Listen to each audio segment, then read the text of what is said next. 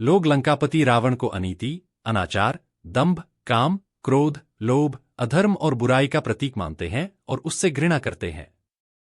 लेकिन सबसे महत्वपूर्ण बात यहाँ यह है कि दशानन रावण में कितना ही राक्षसत्व क्यों न हो, उसके गुणों की अनदेखी नहीं की जा सकती। रावण में अवगुण की अपेक्षा गुण अधिक थे। रावण एक प्रकांड विद्वान था। वेदशास्त्रों पर उसकी अच्छी पकड़ थी और वह भगवान भोले शंकर का अनन्य भक्त था।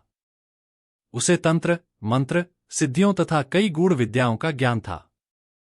ज्योतिष विद्या में भी उसे महारत हासिल थी। कैसे हुआ रावण का जन्म?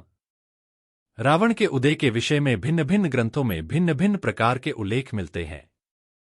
वाल्मीकि द्वारा लिखित रामायण महाकाव्य, पद्मपुराण तथा श्रीमद्भागवत पुराण के अनुसार हिरण्याक्ष एवं हिरण्यकशिपु दूसरे जन्म में रावण और कुंभकर्ण के रूप में पैदा हुए। वाल्मीकि रामायण के अनुसार रावण पुलस्त्य मुनि का पोता था, अर्थात उनके पुत्र विश्वश्रवा का पुत्र था। विश्वश्रवा की वरवर्णिनी और कैकसी नामक दो पत्नियां थीं। वरवर्णिनी के कुबेर को जन्म देने पर सौतिया डाहवश कैकसी ने अशुभ समय में गर्भ धारण किया। इसी कारण से उसके गर्भ से रावण तथा कुंभकर्ण जैसे क्रूर स्वभाव वाले भयंकर राक्षस उत्पन्न हुए।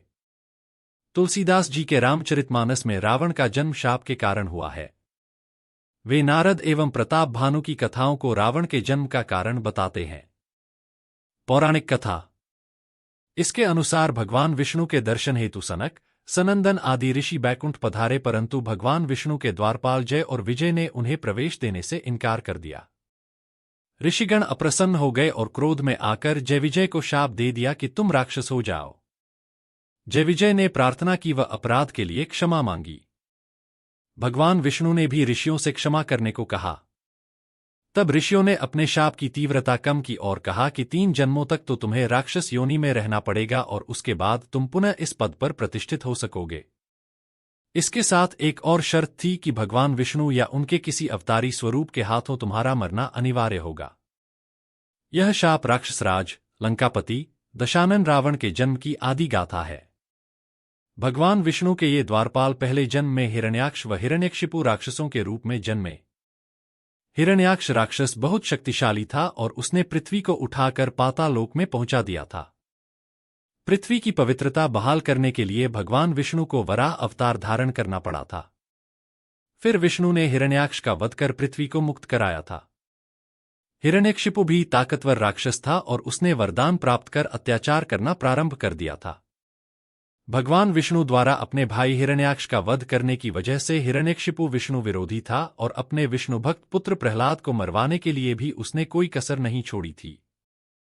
फिर भगवान विष्णु ने नृसिंह अवतार धारण कर हिरण्यकशिपु का वध किया था।